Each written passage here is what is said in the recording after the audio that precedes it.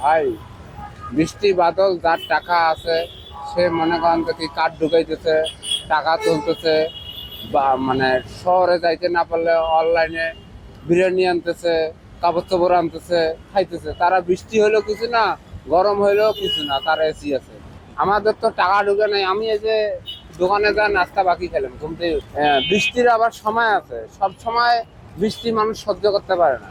আমাদের রিক্সা, বাংলা রিক্সা, এটার ওপরে তো আর কোনো ছাতা নাই, আছে নাই।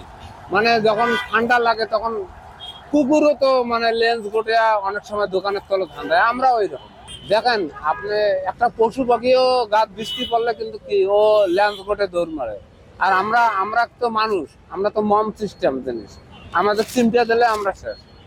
আল্লাহ পাক আমাদের গেছে, আমরা মনে করেন কি এই যে গ্যারেজ যাইতে পারতেছি না, 22 দিনের জমা পায়, ঠিক আছে, গাড়ি নষ্ট হয়েছে, রোডে ঘাটে ঘুমাইতেছি, কথা বলছেন, কোথাও যাইতে পারতেছি না।